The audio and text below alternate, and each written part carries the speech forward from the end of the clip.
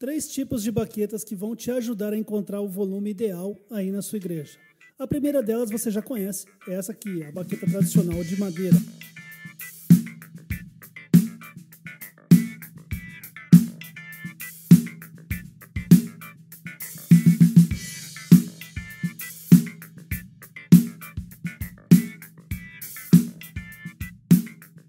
A segunda baqueta, que tem um som bem mais suave, é essa baqueta aqui, chamada de Rhodes.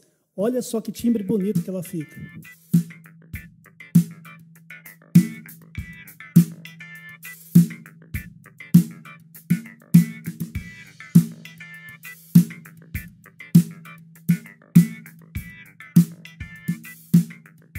E se ainda assim você precisar tocar na sua igreja com volume ainda mais controlado, nós temos essa super opção aqui, que são as vassourinhas. Olha que timbre gostoso que dá.